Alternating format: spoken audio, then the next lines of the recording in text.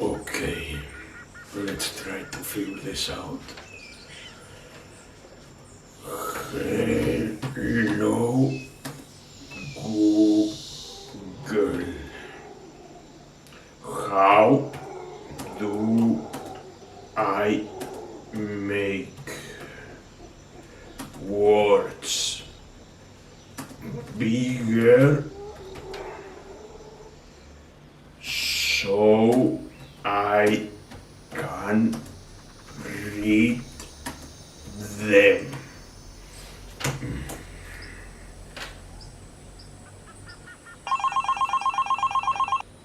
Hello and welcome to Romantic Web Customer Service.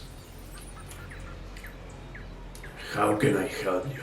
Yes, I'm calling you because my staff casting speed is kinda low. Whoa. Slow down there, you warm blood. Explain me again and don't speed things up. Okay. Big stick, slow magic. Sir, I cannot help you if you keep yelling at me. I was talking normally. Okay, please wait.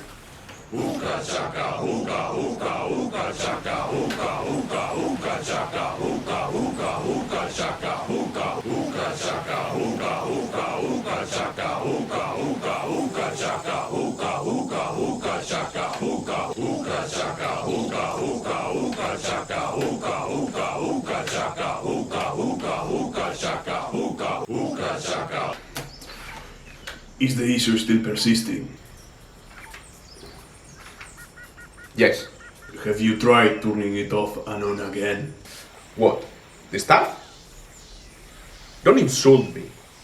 Oh, you must be an elf. Are you going to help me or not? I'm trying, but the mouse is not responding. What? Please hang on.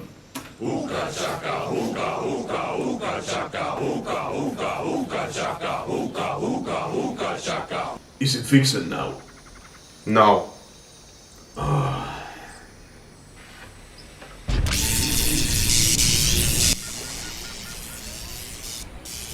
Okay, I've tracked this strand, and apparently there's a duplicate. Do you know of someone who might be connected to your net without you knowing it? Neighbors, family members, pets? No. But... wait. That can be? You motherfucker. Thanks for trusting the Romantic Web.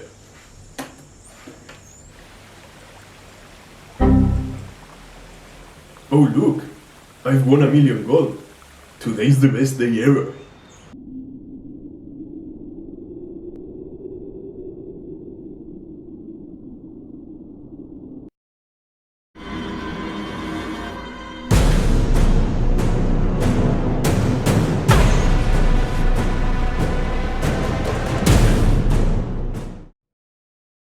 Hello everyone and welcome back to another tutorial. Today we're gonna finish our 3-part series on scales. But please do not force me to do scales ever again. This video is for the real greenstuff crackheads who believe time is only a mean to an end. If not, you can go watch part 1 on how to do scales in under 30 minutes. I will also link it in the description of this video. Today is a very special day for me, because it is the first time I have ever sculpted anything from the beginning to the end. I wanted to go back to my roots and sculpt a Lizardmen, because that's how I began collecting miniatures back in 5th edition when I was 8 years old. And I was also a dinosaur kid from as long as I can remember. But mate, those lizards have not aged well. So, for me, it was time to give it a go. But enough talking, let's go back to the table. I will start by mixing a 50-50 mix of greenstuff. I've realized it is better and less tedious to do this kind of scales after the mix has cured for 30 minutes. I will pull a chunk out of it and I will shape it with my fingers like a cone. I would usually use water so I can unstick it from my fingers, but most likely it would not stick to anything. Luckily, I live in a hot country, and it doesn't take me too much to have sweaty palms, which gives the right amount of lubrication for this application. Just make sure you have washed your hands from all the nasty stuff you ate at lunch. Once it's stuck, I will press it gently with a rubber brush. This one, with a flat tip, works great to help spread the green stuff and drag it around. In the end, what we want is to curve the shape of the cone a bit and help it adapt to the surface. Now, let me introduce you to humanity's pick tool technology. It's a toothpick on a stick. The pencil just lets me have a better hold of the toothpick and it feels more comfortable on my hand. With it, we are going to carve some alveoli marks on the scale. We are mostly doing this with the bigger scales, but this is a step we can skip with the smaller ones. Do not worry if you feel like you are shrinking the tip. That's a thing we can fix later. And keeping it between handmade tools, we are going to use a thin needle to make some scratches. Always start them from the base onto the tip. Green stuff has a thing for sticking to metal like a magnet, so it will help reveal the tip a bit if anything fails.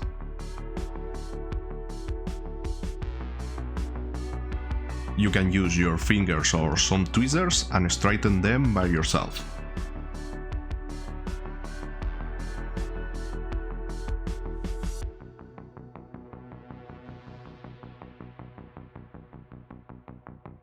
Just make sure the tip doesn't end up being too straight, and voila, we have our first scale.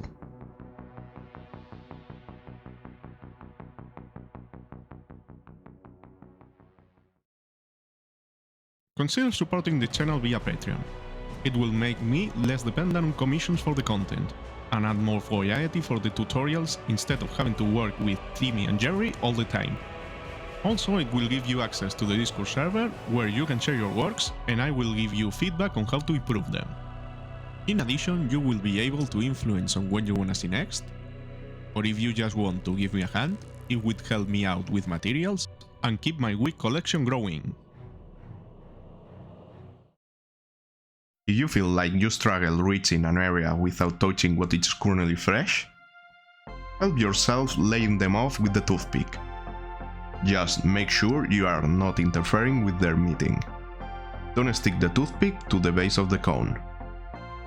We will repeat the process to create a back spine.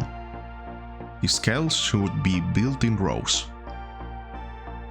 But when doing cloaks or other pieces of cloth, you may consider having more than a single spine so you can accentuate the folds.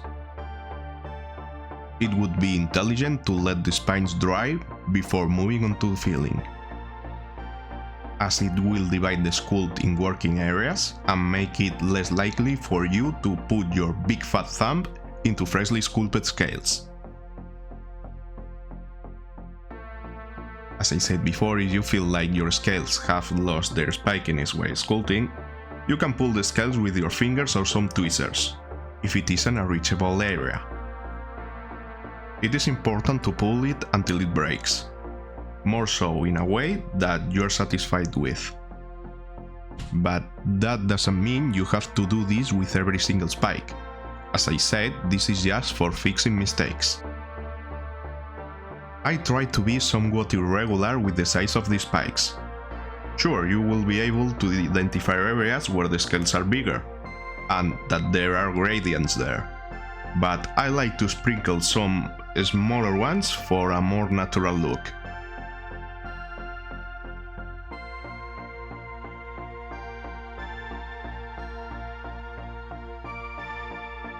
After that, it's just a matter of filling the entire space with the spikes. I believe I spent a total of 15 hours in around 6 sessions to fill the entire thing.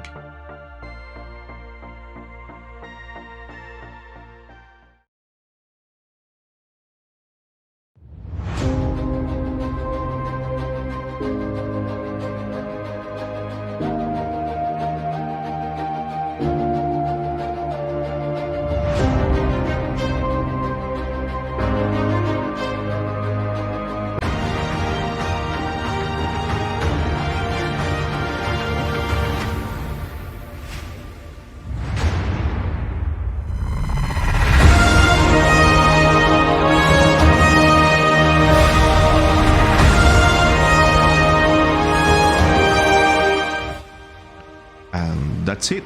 That's how I would approach scales to a highest degree. We haven't talked about it, but to blend the perimeter of the scales, I have used some flat scales that you can learn how to do them in previous part 2 video.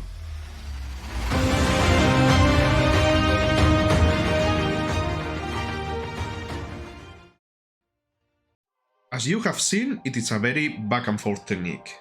There's not really a clear path about it, as you have to react to what's happening in front of you and make your own choices to fix things on the go.